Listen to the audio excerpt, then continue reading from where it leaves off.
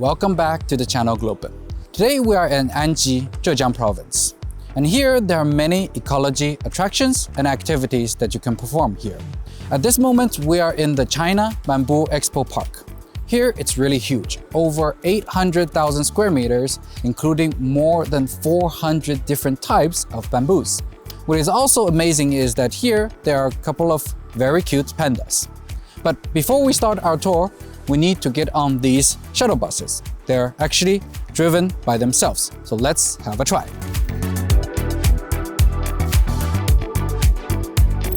So even though it is an automatic driving vehicle, there's still a safety driver on the vehicle.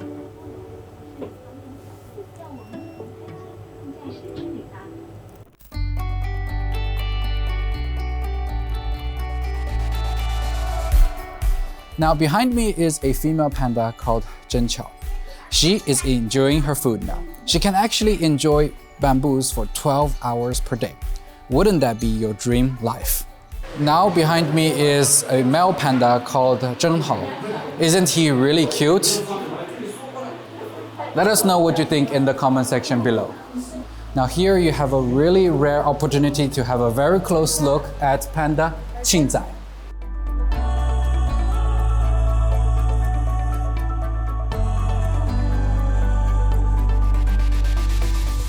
So actually in China, all different attractions have such kind of specific ice creams which cost around 20 to 30 RMB. Now we have come to another area. Here, there are the red pandas. They are red and small.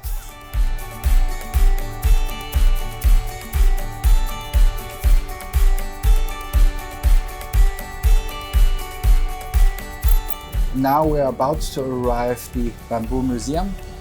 There we'll probably see the largest bamboo in the world.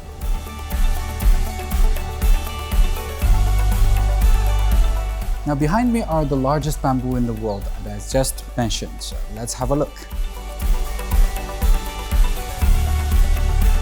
Now these are called huge dragon bamboos. Look how large they are. Even with my two hands, I can't really wrap them up, right? I mean, these are specimens of real bamboos. In reality, they are grown in the Guangxi province of China. Besides the largest bamboo in the world, in the Bamboo Museum, with a total area of more than 3,200 square meters, we can also see the history of Chinese people using bamboo for thousands of years, handcrafts, and all kinds of things you may not even imagine. Furniture and daily necessities made of bamboo, such as the keyboard, and even mouse made of bamboo. It's really an eye-opener and is a very worthwhile place to visit.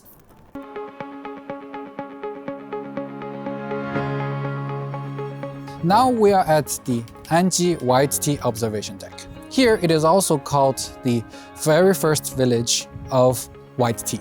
Look behind me. These are the mountains full of tea trees. However, we came a little bit too late.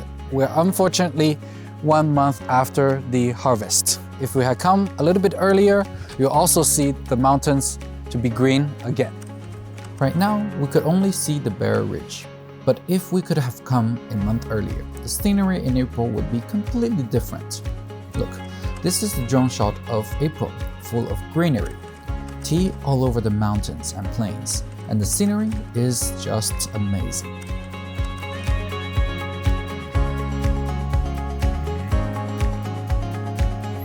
So now we have arrived at Xilo Coffee and Tea House. Now, before we start the tea making process, of course, we got to pick up the tea by ourselves. So let's have a try. Now, according to the tea picking process, we look at these ones with 1 leaf, 1 bud. And then we can slightly pick it up. And now that's our tea. And that's just 1 small piece, and we need to fill this whole basket with tea. So probably that's gonna take us quite some time today. Now this really challenges your eyesight. So you have to be really experienced, and after some practice, it's easier for you to exactly find these ones with 1 leaf, 1 bud.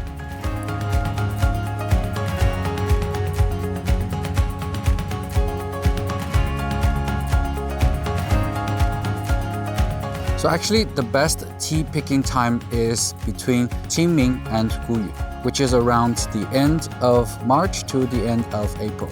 Since we are already in May, this isn't the best time for tea picking, and only this part of the tea field is left. As you can see on my right hand side, the whole tea fields have already been chopped down.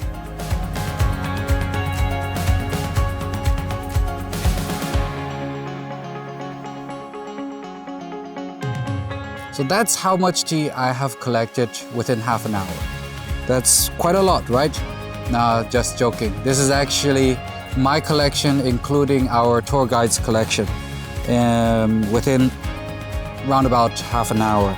So it's actually a very tedious work. I was told that even an experienced worker here can only pick up around 3 kilograms of tea after a whole day of work. So that's a really tough job, I would say.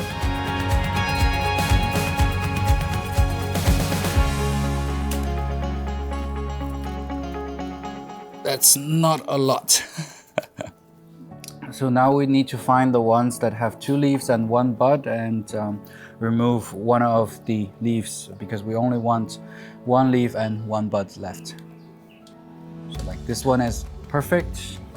So this one, the bud is too small or too early, so we don't want such types. So we have to cut this stem short, and this is the only part that we really want. Actually, this bud is already a bit too large. That's why good tea is really expensive, because at the end there's only a very small part that you still keep.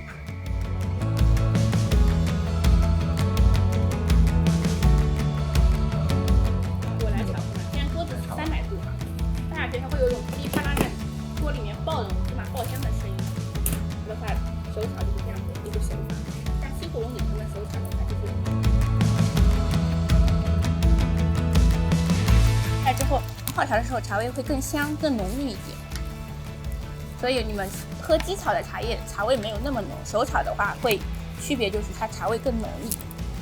So it's really like making a dough, but it's really hot because it just came out of the fry. So it's really hot. Now it's getting a bit colder.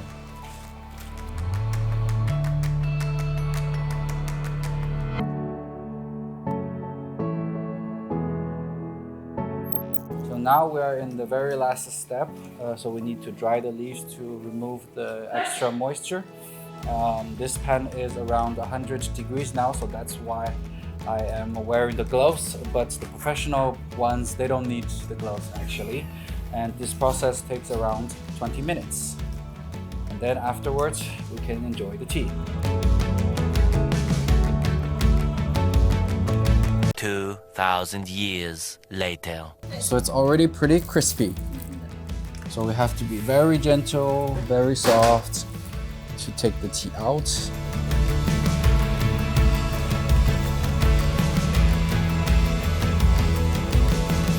So now we are going to weigh how much tea we have made today.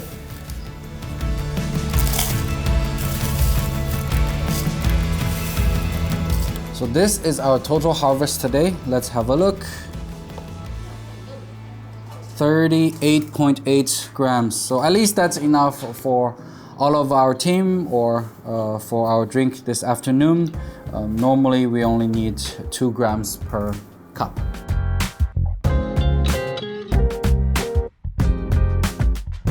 Now we are in Yu village. This village used to be a mine. Imagine people working here in the mines. And now it has been transformed into a very beautiful village. And this is why the United Nations has defined it as one of the world's best travel villages in the world. As you can see around me, this place is still under construction. And here is actually a very peaceful village. It attracts many young people to come here to become digital nomads, and it's getting more and more popular.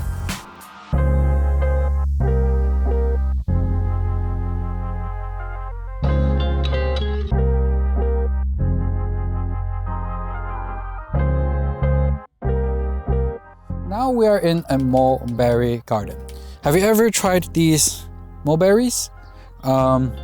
let's have a look. I was just told that the ones that taste well are the ones that are black, big, and straight, just like this one.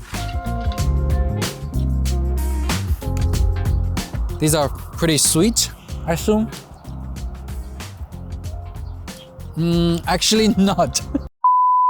Let's have a try at this one. It's sour, it's bitter. Yeah, I really wouldn't recommend it.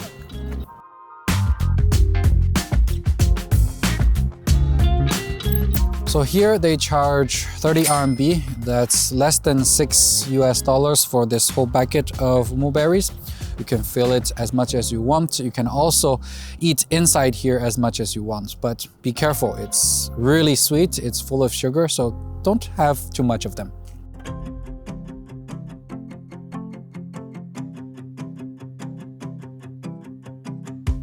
So the secret to get the best mulberries is actually to find a tree that has not been picked up.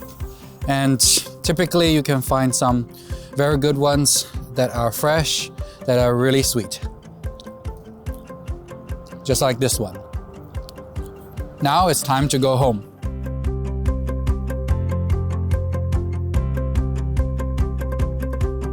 So now we have arrived xiaohangkeng. Now this place bypasses the road 318. This road is really famous in China. It's comparable to the #1 road or #1 highway in the United States. Now from this observation deck, you have a really amazing view, right? You have all the mountains around you and you have a river that crosses the area. xiaohangkeng&Ending is a famous tourist attraction.